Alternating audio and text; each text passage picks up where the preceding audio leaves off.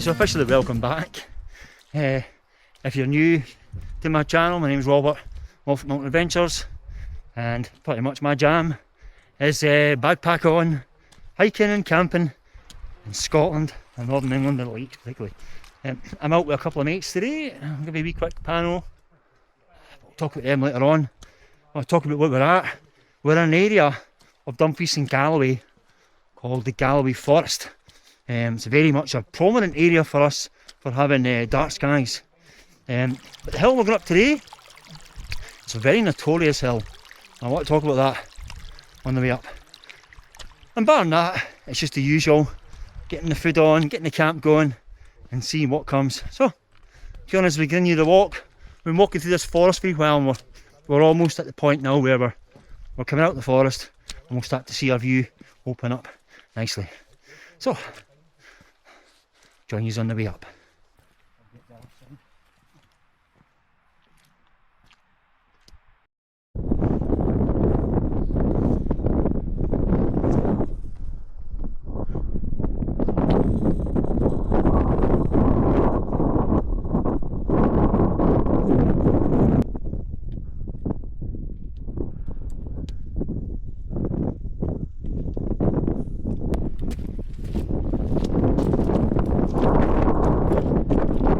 Hi, so as I was saying the way up, this is quite a notorious hill. We're just about at the summit now, but I'll just show you what I've got in front of me here. And what this is a memorial split into 8, and it's 8 different crashes that's happened. This is 8 planes has crashed on this hill at some point, making it probably one of the most notorious hills in Scotland. I can't think of any hill that's had that many. So yeah, I'll talk about a couple of them when we're for tent chat later on, but just thought I'd show you that where we're at, and then, like I say, in a wee 30 seconds we'll be tagging the summit. Alright, here we go. Stephen's right on cue with me. So this is the summit of Cairnsmore of Fleet. It's a Donald and a Marlin, and this is where we're going to be setting up shop for the night. This isn't the actual summit, this is just the cairn, the wee trig point. The cairn's just over there, which is the true summit. So obviously we'll go there at some point. But first off, what we're going to do is get in the little shelters behind you and get a wee bite to eat. Windy, it's breezy, that's for sure.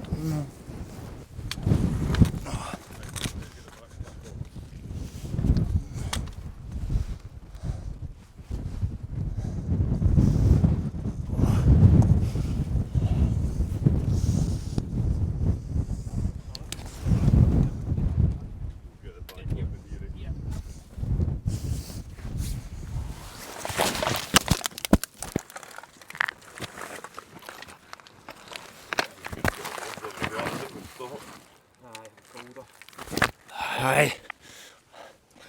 So as I mentioned when I touched the trig point there, we're just going to sit in this big cairn and have our lunch, and I'll be honest, this will probably where we'll end up hanging all night getting drunk. But aye, so who's the wee far away? We all know who that is surely by now. Going to the wild with Steve. Me and him must have done about 30-40 adventures together by now at least. But one that's not been on the channel for, I mentioned him a couple of times by name, and that is Redman Outdoors, aka G, or Redman Walking. Redman Walking. I always get them and Jim Outdoors because it's Boardman Outdoors. Yeah. So we've been, again, as you do, you chat a lot online about getting folk out for a camp, and he'd said about coming down to our area. So I figured why not? The weather suited this area better this weekend as well. We looked at a number of options. We looked at a couple of people who were going to come with us, but the weather, just anything further north than Moffat, almost like Broughton onwards, was just 40 mile an hour in the tops, and none of us like that. So this seemed like the best. So like I say, this is a Donald that we're doing here. We may do other ones, who knows. We may just get our tents up and have get food, you know. Anyway, we're going to get our lunch. And we'll fill you in a wee bit more. Like I say, I want to tell you more stories about the plane crashes later on as well, and I'll give you a wee info on where we are, because it's been a while since I've been to the Galloways on the channel, so I'll fill you in with a wee details on that as well. You think the hardest part about camping on a summit is the walk up. It isn't often the case. Half the time the battle is finding summit or pitch. G looks like he's going right there. Stephen's kind of getting his bag set, and I'm probably somewhere about there. We've kind of gone with the mountain view over the sea view. Although I must admit, I'm still 50-50. I want a sea view, but I want a mountain view. If we go a bit further over to the trig point there, the true cairn, the summit, the wind's really ferocious there, so we're kind of avoiding that. So anyway, what I'm going to do is I'll overlay some of the time-lapse footage as we get the tent up. You don't need to see me putting the tent up. It's the usual standard I've had the last couple of months now in the Vern one. So I'll get that up and I'll join you back in once our tent's up for the night.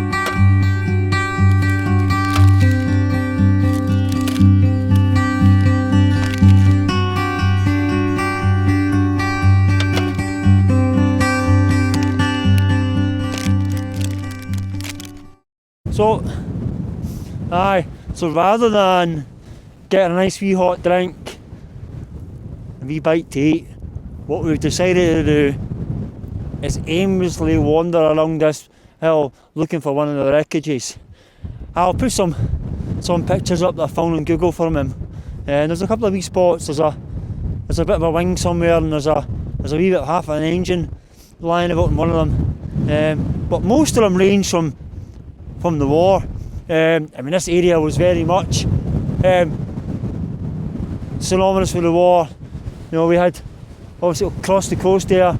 You have Carlisle, down further on Dumfries. Both areas were used heavily for plane manufacture, and then of course the hills here would get used a lot for testing. You know, and yeah, unfortunately, you know, navigation wasn't quite as good back then as it is now. So took a cropper. Although the most recent one was the very late 70s. So yeah, as the wind's picking up, the temperature is dropping. So we can't find it right now. So I think what we'll do is head back to the tent and grab a wee warm up. And start getting the football scores and all.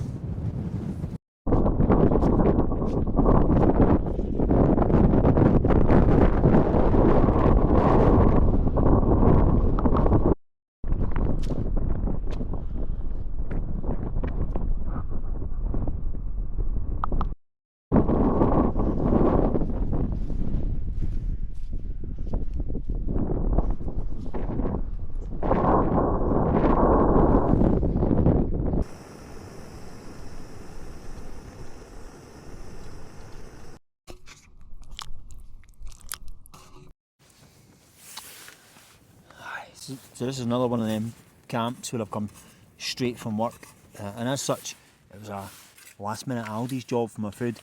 So this could be a life lesson here. I've got one of the snack noodles. You know, we know what it's meant to be. You know, sure is stuff. Went and found the proper version. You know, I'll find it soon. Beef and tomato. I mean, how long can you get with a pot noodle? You know.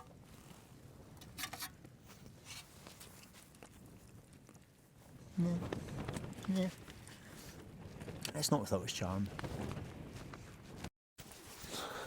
God, we've not said out to the camera for hours, have we? No. We've just been in this wee cairn. Like I mentioned earlier on, that was going to put the glow mat. I've got glow mat just underneath the camera there, so you can see us. I'm not going to say anything. There's nothing really to say yet, other than that's what we've been doing. Getting a few drinks down us and a whiskey, and you know, I've got my hip flask there. Just been sitting in silence for 2 hours, haven't we? Aye, well, I've no said nothing. Actually, no spoke to you. It was just been an awkward silence for about 2 hours. Aye, you know, watching the stars. We are waiting for a shower at some point. The forecast said about 9-ish, maybe 10, or some kind of shower coming over. But so far, so good. The aurora's trying. And there's wee hints of auroras. I've got a time lapse going, which obviously I'll put that on as a overnight footage, and we'll see what that's like. See if there's any good. Yeah, I'm just going to say, boy, cheerio for the night, and we'll finish off chatting. I thought, I didn't like doing it in the tent, so I'm going to get cosy in the tent, and I'll check in with you guys in the morning and see what he's thinking of our wee trip. Right, have a good one. All the best. Good night.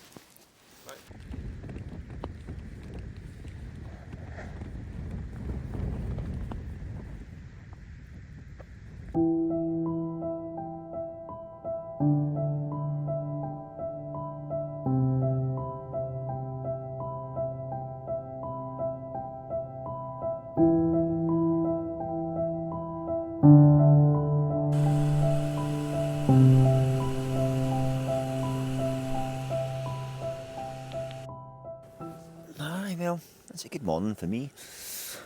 I've been out for a wee wander around, and it's all claggy in, so nothing to see now. So it's just the usual: get your coffee on, food on, and I put my socks that I was hiking in up here overnight just to air them more than anything else. Oh, it's the boil done. You see? So it's coffee, a bit of porridge. See what the boys are doing. Probably pack up soon. After that, the forecast isn't supposed to get much better up here, but then down the towns by about 9 o'clock, a bit more sun, so we should be seeing something on the way down. But unfortunately, I can't give you the views.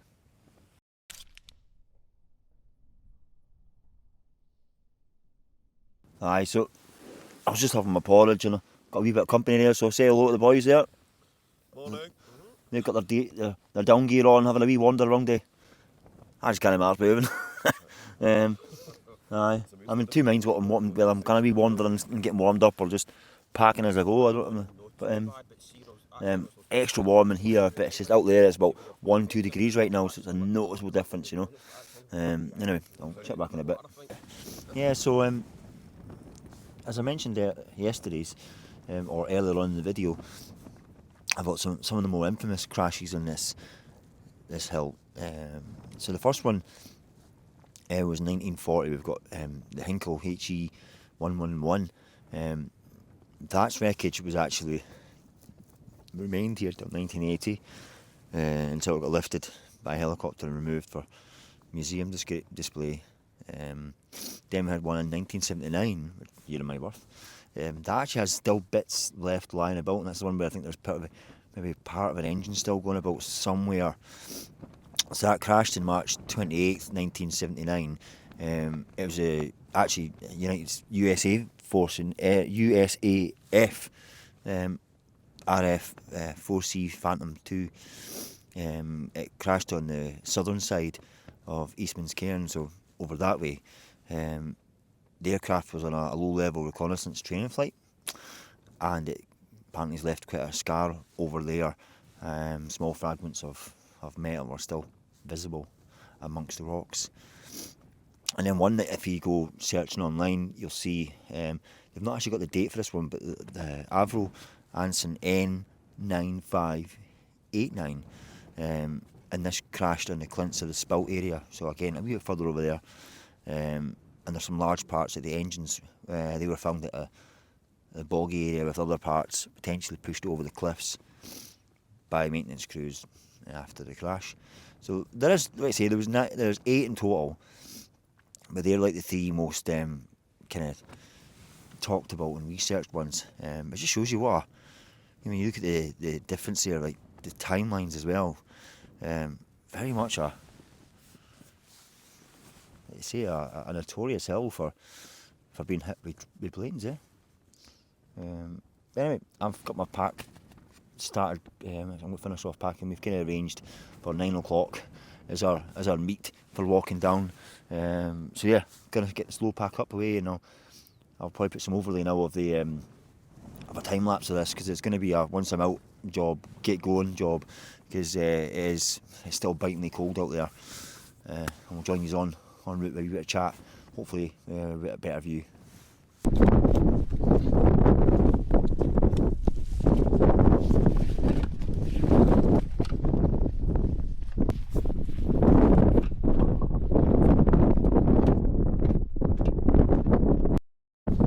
I thought I'll do one with the mic just so you can get a sense of the wind that we've had. But yeah, it's breezy. We've been getting about 20 gusts this morning, 25s. Big G's all packed up, and Stephen there's in the clag, getting his back on and all. So we'll check in much further down. There's nothing to see at all. It's just getting ourselves warmed up as we get walking.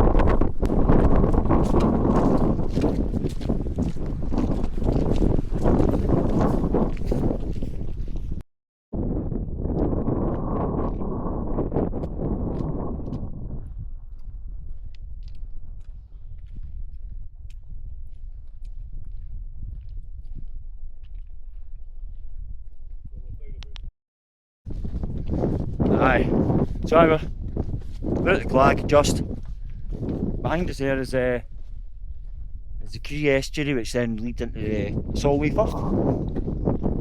Lovely now, just what the forecast was suggesting. Just a shame it didn't clear up on the summit for us this morning. It's not just life, I'll join you back in the forest. I'm going to get a wee sign off down there, Yeah, lovely wee camp again, and we're going to get our first wee camp out with Big G, and then Stephen there as always. I'm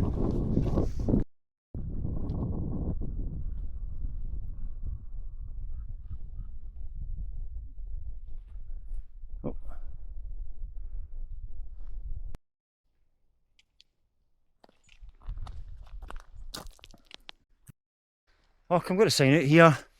So we just did Cairnsmore of Fleet. If you were a bagger, a Donald bagger, there's actually it's a part of a group of 3, the other 2 being Donald tops.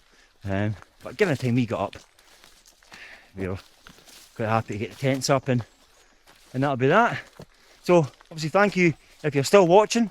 And it's a little bit different video than the last one with the cloud inversions and the those kind of conditions, but the whole point of the channel is seeing what different mountain conditions are like at times and meeting other folk. So let's say we've got Big G at the back, Red Man walking, and as always, going to the wild with Steve. It's his birthday coming up soon and all, Yep. You can start putting in the comments, guess his age. Never get that one. And mine's coming up the week after that, but we'll not talk about that. Anyway, for me, obviously Robert, I'm off Mountain Adventures. Until the next one, take care, and I'll see you later.